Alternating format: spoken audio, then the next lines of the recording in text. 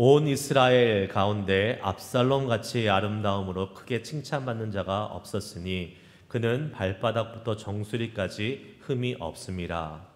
그의 머리털이 무거움으로 연말마다 깎았으며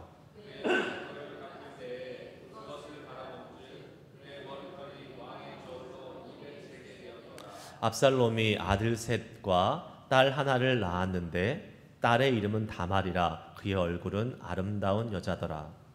압살롬이 이태 동안 예루살렘에 있으되 왕의 얼굴을 보지 못하였으므로 압살롬이 요압을 왕께 보내려 하여 압살롬이 요압에게 사람을 보내 부르되 그에게 오지 아니하고 또다시 그에게 보내되 오지 아니하는지라.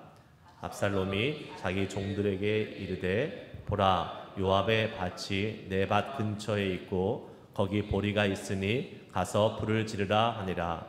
압살롬의 종들이 그 밭에 불을 질렀더니 요압이 일어나 압살롬의 집으로 가서 그에게 이르되 어찌하여 내 종들이 내 밭에 불을 질렀느냐 하니 압살롬이 요압에게 대답하되 내가 일찍이 사람을 내게 보내 너로 이리로 오라고 청한 것은 내가 너를 왕께 보내 아래게 하기를 어찌하여 내가 그 술에서 돌아오게 되었나이까. 이때까지 거기에 있는 것이 내게 나았으리이다 하려 함이로라. 이제는 내가 나로 하여금 왕의 얼굴을 볼 수 있게 하라. 내가 만일 죄가 있으면 왕이 나를 죽이시는 것이 옳으니라 하는지라. 같이 요압이 왕께 나아가서 그에게 아뢰매 왕이 압살롬을 부르니 그가 왕께 나아가 그 앞에서 얼굴을 땅에 대어 그에게 절하매 왕이 압살롬과 입을 맞추니라. 아멘. 할렐루야. 주님을 찬양합니다. 할렐루야. 우리의 찬양을 받으시고 예배를 받으시는 하나님을 찬양합니다. 오늘 우리 사무엘하 14장 말씀 같이 보고 있습니다. 훈육 없는 무시는 원한을 품게 합니다. 이러한 제목이 붙어 있어요. 오늘 그 말씀을 이렇게 읽어가면서 처음에 이제 시작할 때 압살롬에 대한 그 외모에 대한 칭송이 나옵니다. 여러분, 외모는 중요합니까? 안 중요합니까? 중요합니다. 특히 한국 사람한테는 엄청 중요합니다. 유별난 민족이에요. 그래서 뭐 얼굴에다가 별의별 걸 다 하잖아요. 한국 갔다 오시면 그냥 오시는 분이 하나도 없어요. 다 반창고 붙이고 오세요. 점 빼고 기미 빼고 뭐 이렇게 할 땐 뭐 나쁜 거 아니죠. 외모를 예쁘게 보이고 깔끔하게 보이고 단정하게 보이는 것, 좋은 인상을 주는 것 나쁜 거 아닙니다. 특히 이제 요즘은 사실 외모를 되게 중요하게 생각하잖아요. 그래서 첫 인상이 이제 외모에서 결정이 되기 때문에 특히 이제 우리 조국과 같이 무한 경쟁, 땅덩어리는 좁고 사람은 많아서 그 좁은 그 관문을 통과해서 뭔가를 이렇게 이루려고 하는 곳에서는 이 외모가 상당히 중요한 역할을 한다고 생각해서 특히 이제 그 뭐라고 하죠? 입사 시험, 면접 같은 거 볼 때는 외모가 참 중요하대요. 그래서 요새는 뭐 당연히 남자들도 화장하고 남자들도 성형 수술을 해서 그 면접관들한테 첫인상을 좋게 해서 이제 그 입사 면접을 잘 보게 하려는 그러한 것이 이미 대세가 됐습니다. 그냥 뭐 특별한 것이 아니에요. 어떻게 보이느냐, 이것이 참 중요한 세대를 살아가고 있습니다. 그래서 요새는 그런 것 같아요. 옛날에는요, 생긴 대로 살아 이런 말 했잖아요. 근데 요새 생긴 대로 살면 게으른 사람입니다. 생긴 대로 살면 안 돼요. 개발해서 어떻게 사든지 낮게 보여야 되고 어떻게 사든지 좋게 보여야 되는 것 같아요. 근데 또 반면에 미국은 또 너무 신경 안 쓰는 것 같아요. 그냥 다 내 멋대로 그냥 살아요. 제 아들 있는데 제 아들은 외모에 진짜 신경을 안 써요. 그래서 이제 남가주로 대학 갔잖아요. 비행기 타고 이렇게 오는데 파자마 입고 와요. 그래서 제가 야 이건 너무 심하지 않냐? 그러면 뭐 어떠냐요? 뭐 어때? 내가 편한 거 내가 입고 가는 건데 그 교복 같은 파자마에서 요새 애들이 입는 빨간색 체크무늬 그 파자마 있거든요. 그 고등학교 가면 그거 입고 다니는 애들 많더라고요. 근데 이제 대학생 됐는데도 아직도 그러고 있습니다. 뭐 좀 너무한 것 같지만 그거를 너무하다고 생각하는 저를 너무하다고 얘기해요, 걔는. 그래서 뭐 자기 멋대로 사는 거, 자기 뭐 태어난 대로 자기 그냥 하고 싶은 대로 산다는 것입니다. 외모를요, 여러분, 단정하고 다른 사람에게 좀 불편함을 주지 않을 정도로 잘 어떻게 깔끔하게 가꾸는 것은 필요합니다. 그런데 너무나 그 외모에 치중을 해서 그 외모에 너무 많은 시간을 들이거나 아니면 돈이나 뭐 에너지를 이렇게 들이는 것은 우리가 그렇게 성경적인 것 같지는 않습니다. 다른 거예요. 아멘이에요? 네, 네. 어떤 의미에서 아멘을 한 건지 모르겠지만 네. 그렇습니다. 왜냐하면 성경은 우리에게 말합니다. 외모를 하나님이 보시는 것이 아니라 뭘 보신다 그랬어요? 중심, 마음을 보신다라고 분명히 성경은 이야기하고 있습니다. 그렇다고 하나님이 외모를 뭐 엉망진창으로 하고 다녀라 이런 말씀하시는 않으셨어요. 하지만 외모에 치중하는 것보다 우리의 마음, 내면을 가꾸는 게 훨씬 더 중요하다라고 이야기를 합니다. 하나님도 우리의 외모가 아니라 사실 내면을 더 중심적으로 보시기 때문에 그렇습니다. 사무엘하 16장 7절 말씀 우리 조금 있으면 한번 보십시다. 사무엘상일 거예요. 사무엘하가 아니라 사무엘상 16장 7절 말씀에 이런 말씀이 있습니다. 같이 읽습니다. 시작. 여호와께서 사무엘에게 이르시되 그의 용모와 키를 보지 말라. 내가 이미 그를 버렸노라. 내가 보는 것은 사람과 같지 아니하니 사람은 외모를 보거니와 나 여호와는 중심을 보느니라 하시더라. 아멘. 사무엘이 지금 새로운 왕을 찾아서 나섰는데 이새의 집에 가서 이제 이새의 아들들을 쭉 보면서 왕으로 기름 부을 자를 이렇게 보는데 그 다윗의 형들이죠. 형들이 이렇게 쭉쭉 나오는데 되게 괜찮아 보이는 거예요. 그래서 기름을 부으려고 하니까 아니다 계속하세요. 그리고 맨 마지막에 다윗을 왕으로 세우잖아요. 다윗은 사실 별 볼 일 없었던 걸로 성경에는 기록되어 있습니다. 그리고 하나님이 하시는 말씀이 사람은 외모를 보거니와 나 중심은 여호와를 보느니라 말씀하셨습니다. 그러니까 우리가 외모를 가꿔야 돼, 안 가꿔야 돼요? 가꿔야죠. 왜요? 사람은 외모를 보니까 사람한테 보일 때는 외모를 가꿔야 돼요. 그렇지? 하지만 하나님한테 보일 때는 외모를 그렇게까지 신경 쓸 필요는 없다라는 겁니다. 그리고 아까 말씀드린 대로 사람 가운데 관계 속에서도 적당하게 선을 지키면서만 하는 것은 괜찮죠. 오늘 본문의 외모가 아주 뛰어난 사람이죠. 누구예요? 압살롬. 성경에 이런 기록이 있을까요? 발끝부터 정수리까지 흠잡을 데가 없다. 야, 그러면 뭡니까 이 사람은? 진짜 요새 말로 하면 영화배우 뺨치는 사람, 모델 뺨치는 그러한 외모, 축복받은 외모죠. 이런 외모 부럽지 않으십니까? 아무도 안 부러워하시네. 이런 사람은 뭐 얼굴에 뭐 맞을 필요 없어요. 그냥 오셔도 대한민국 갔다가 오실 때. 그런데 얼마나 대단한 외모를 가졌으면, 한번 볼까요? 25절. 온 이스라엘 가운데서 압살롬 같이 아름다움으로 크게 칭찬받는 자가 없었으니 그는 발바닥부터 정수리까지 흠이 없습니다. 온 이스라엘에 이미 소문이 자자하게 났어요. 야, 압살롬 대단한 외모, 핸섬한 왕자, 이 소문이 다 났습니다. 그런데 이 압살롬이 지금 어떻게 했어요? 형 암논을 죽이고 지금 간신히 은혜를 입어서 예루살렘에 돌아왔는데 어떻게 보면 다윗 왕이 지금 상대해주지 않고 있습니다. 그래서 그냥 한쪽에 찌그러져 있는 거예요. 압살롬은 외모는 참 좋았던 것 같아요. 뭐 좋았던 것이 아니라 좋았던 것 같은 게 아니라 좋았죠. 그런데 반면에 내면은 압살롬은 흠이 많았습니다. 문제가 많이 있었어요. 어쩌면 지금 압살롬의 외모를 성경에서 이렇게 부각시키면서 대단한 사람으로 묘사하는 것은 오히려 거기에 비해서 압살롬의 내면은 너무나도 형편없었다는 것을 부각시키기 위해서 오히려 이렇게 대조하기 위해서 이렇게 기록되지 않았나 생각을 해보게 됩니다. 지금 오늘 말씀을 계속 이렇게 살펴보면서 우리는 압살롬이 이미 2해 전에 다윗의 부름을 받아서 용서함을 사면을 받아서 다시 예루살렘으로 돌아왔다는 것을 우리는 압니다. 새벽기도 계속 팔로우 하시는 분들은 아실 텐데요. 형을 죽인, 어떻게 보면 그 왕실의 그 왕자를 죽인, 이게 어마어마한 사건이잖아요.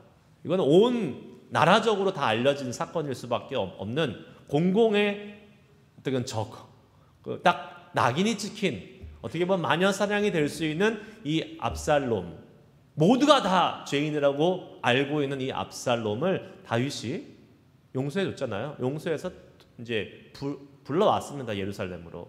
그리고 나서 조용히 있으라고 지금 한 그러한 상태였죠. 그런데 2년이 지났다고 그랬어요. 2년이 지나도록 다윗이 만나주지 않으니까 압살롬이 어떻게 됐습니까? 오늘 본문에 의하면 다윗을 만나고 싶어가지고 막 안달이 난 겁니다. 지금 왜 2년이나 지났는데 나를 안 불러줘?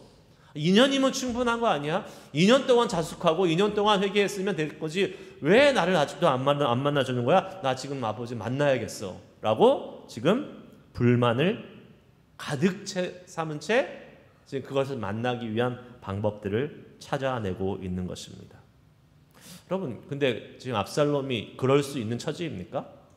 아니죠. 아까 말씀드린 대로 살인죄를 저지르고 그것도 왕실의 왕자를 죽인 형제 간의 살인을 저지른 그 사람이 지금 어떻게 보면 용서받고 예루살렘으로 돌아왔다면 지금 2년 됐든 20년이 됐든 자숙하고 조용하게 살아야 되는 게 맞는 게 아니겠습니까?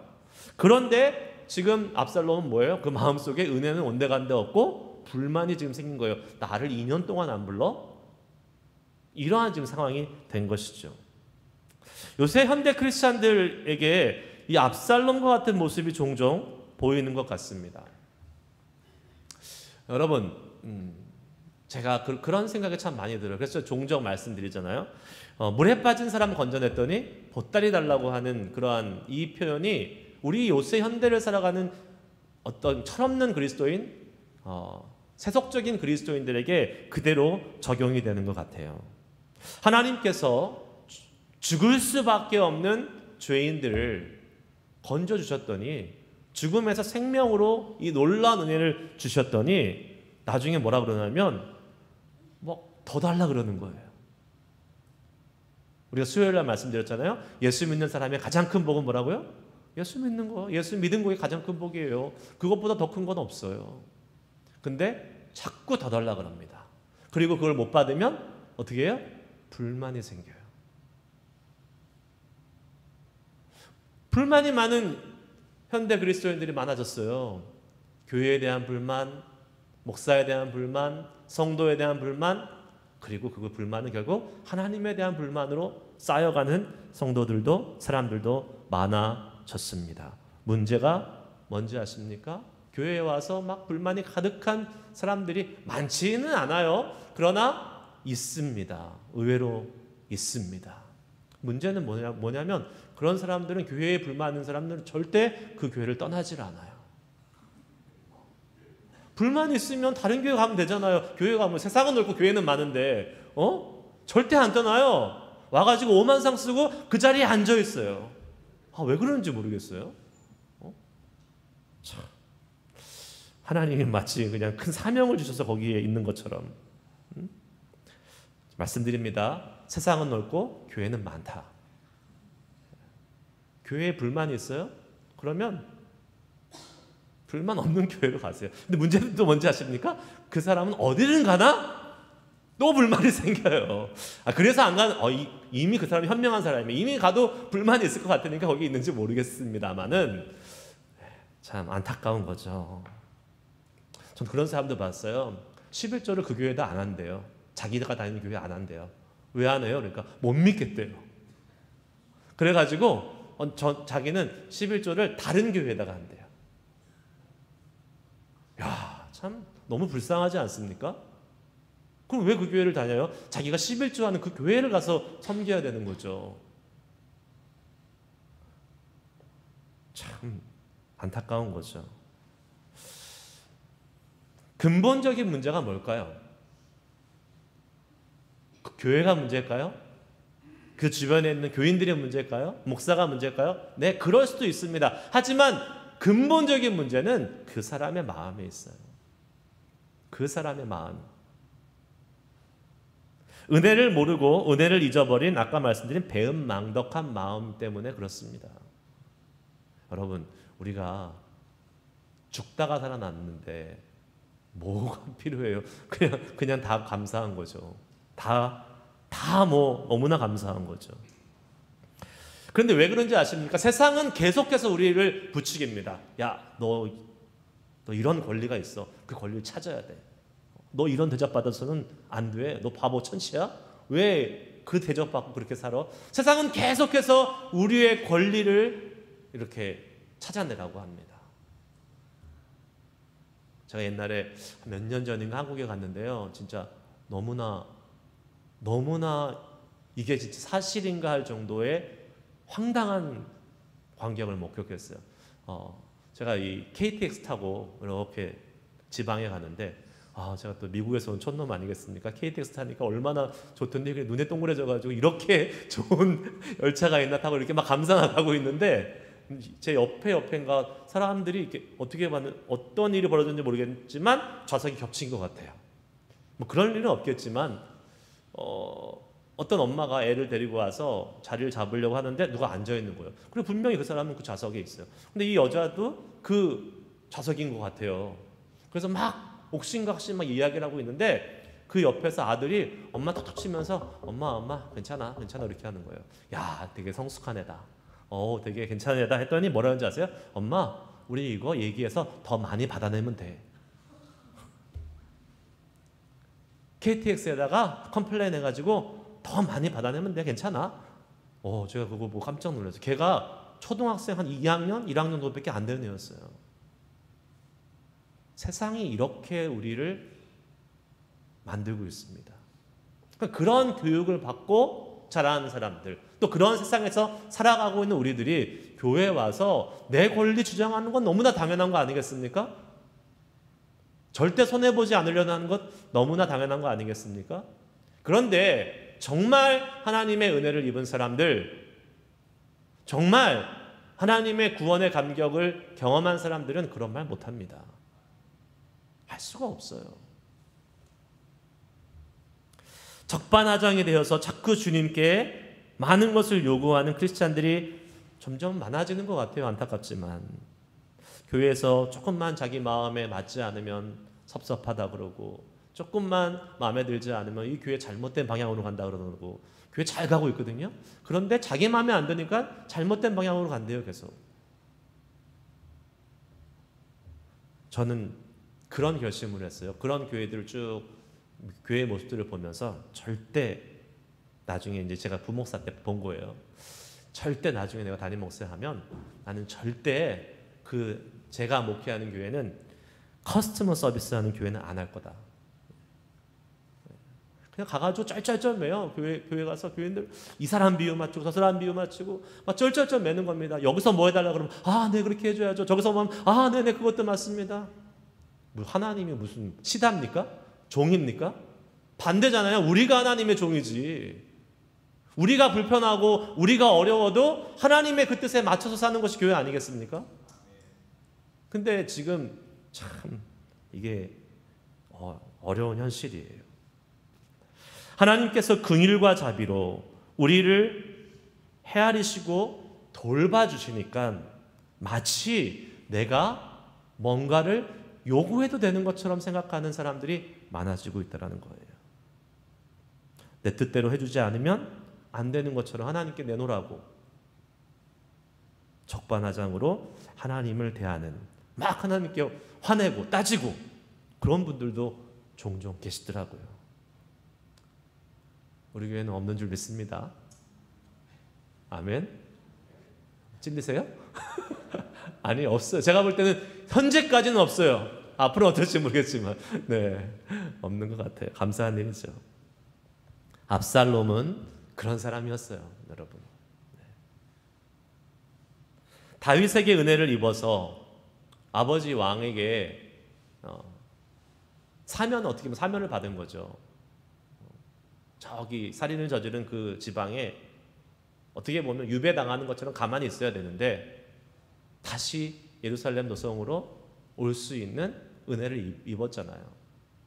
그러면 와서 세상 말로는 자숙해야 되고 우리 교회 말로는 회개하면서 그게 언제가 됐든지 간에 자기가 완전히 용서함 받을 때까지, 다른 말로 하면 다윗 왕의 부름을 입을 때까지 기다리는 게 맞는 것입니다.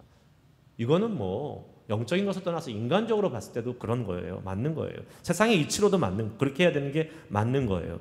그런데 아버지 다윗이 만나주지 않는다고 해서 지금 마음에 엄청난 불편함, 불만을 계속 품고 다윗을 만나려고 인간적인 수단과 방법을 가리지 않고 지금 나아가는 모습을 보게 됩니다. 그 방법이 뭐예요? 요압을 만나서 요압을 통해서 다윗에게 간청하게 만드는 거예요. 자기가 못 가니까 다윗 왕의 측근인 요압한테 좀 잘 주선해줘서 나 좀 만나게 해줘, 이렇게 이야기를 하려고 합니다. 그런데 요압이 아주 비상한 사람 아니겠습니까? 정치적 야망이 있는 사람 아니에요?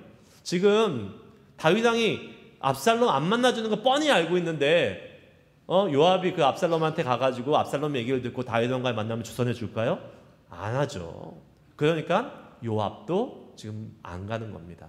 2번이나 불렀어요. 좀 와서 내 말 좀 들어달라고 압살롬이 부르니까 요압이 안 가요. 그러니까 압살롬이 어떻게 합니까? 냅다 불 질러버리는 거죠.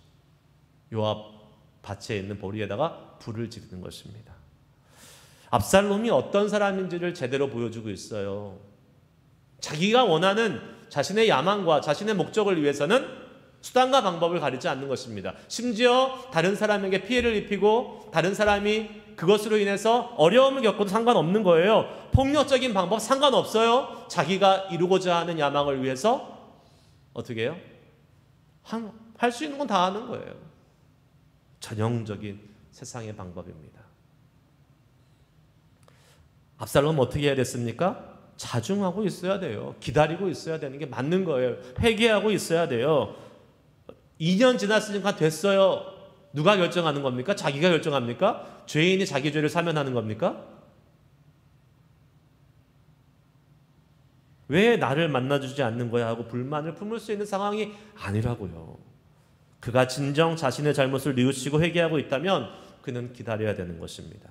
죄인이 자기 스스로 됐다고 판단하는 것은 아직 자기의 죄를 잘못 뉘우쳤다라는 말이죠. 아직 회개가 덜 됐다는 얘기입니다. 압살롬은 다윗의 부름을 기다려야 됐어요. 하지만 그는 그러한 사람은 아니었습니다.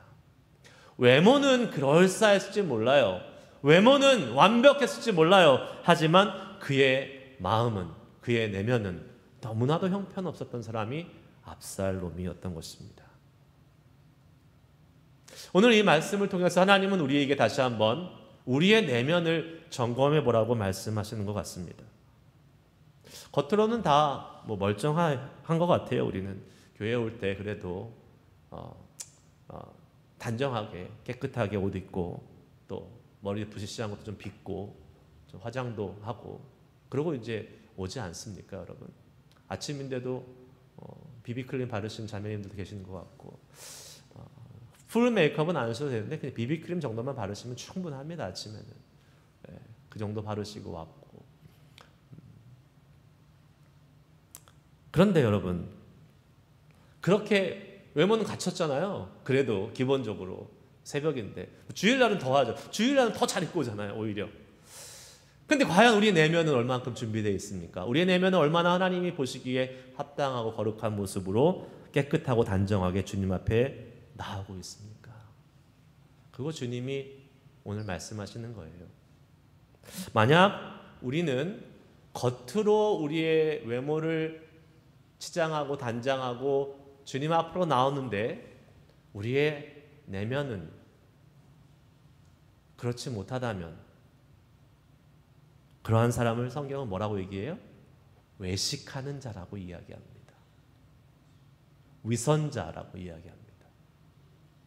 마태복음 23장 27절 말씀 같이 한번 읽겠습니다. 시작. 화 있을진저 외식하는 서기관들과 바리새인들이여, 회칠한 무덤 같으니 겉으로는 아름답게 보이나 그 안에는 죽은 사람의 뼈와 모든 더러운 것이 가득하도다.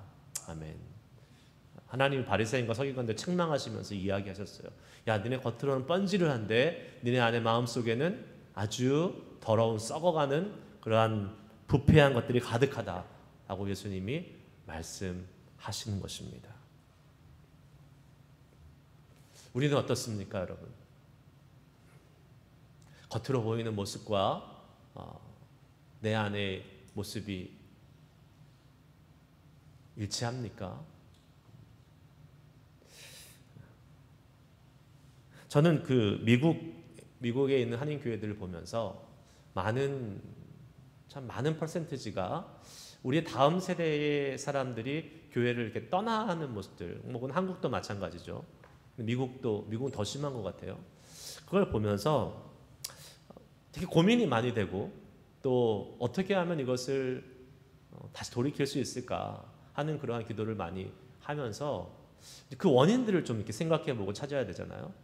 그 원인들을 이렇게 여러 가지가 몇 가지가 있겠지만 그 중에 중요한 것 중에 하나는 그 윗세대, 1세대, 부모 세대의 위선이라고 저는 생각을 합니다. 그것 중에 하나는 부모 세대가 위선적인 신앙생활을 해서 자녀들이 되게 실망하지 않았나, 그것이 한 부분일 수 있겠구나라는 생각을 많이 하게 됩니다.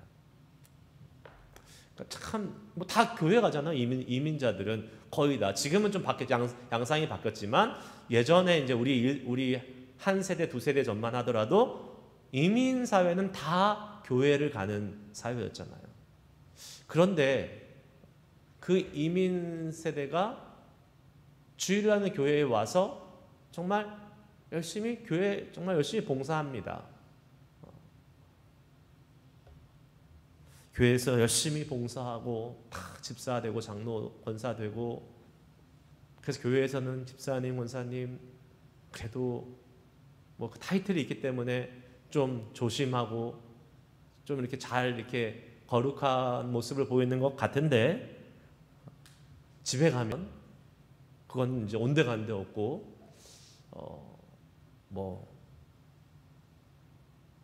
막 사는 거죠. 그냥 막 사람들 욕하고, 특히 이제 뭐 교회 갔다 왔으니까 뭐 욕해요? 교회 욕하고, 교회 갔다 왔으니까 목사 욕하고, 교회 갔다 왔으니까 교인들 욕하고, 뒷담화하고 막 이러면서 그걸 누가 다 봐요?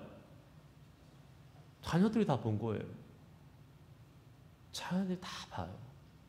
그럼 우리 자녀들은 환멸을 느끼겠죠. 교회가 이런 곳인가? 교회는 이런 곳인가?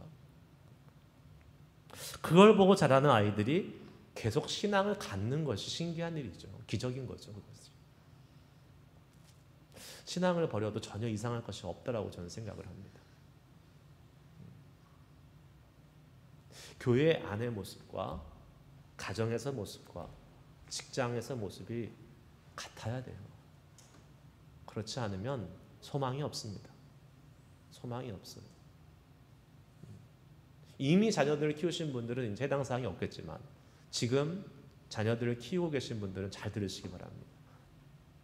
그렇게 되지 않으면 여러분의 자녀가 신앙을 계속 가질 거라는 개런티를 할 수 없는 거예요. 커서 교회에서 성도님들이나 아니면 다른 분들한테 하는 것처럼 여러분 자녀들에게 하시기 바랍니다. 그래야 돼요.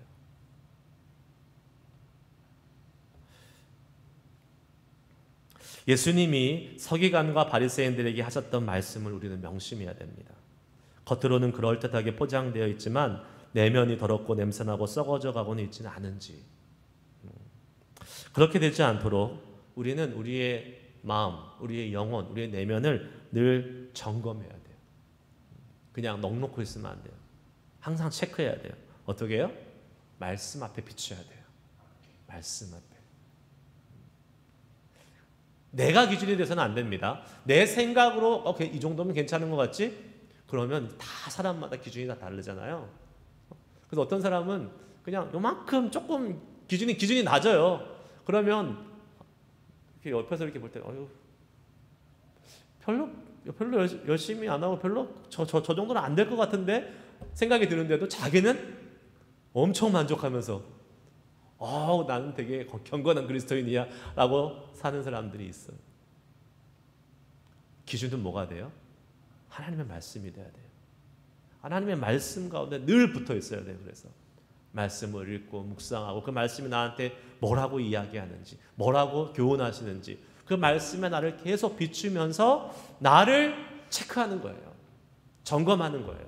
그래서 조금이라도 이 말씀으로부터 오프돼서 다른 데로 가려고 그러면 다시 돌아오고 하는 그러한 모습이 우리 가운데 있을 때에 우리의 내면이 하나님이 원하시는 모습으로 쉐이핑 되는 거예요. 자리가 잡혀져 가는 겁니다. 말씀 앞에 우리의 마음을 비치고 우리의 마음이 죄에 물들지 않도록 우리는 경계하고 조심해야 될 줄 믿습니다.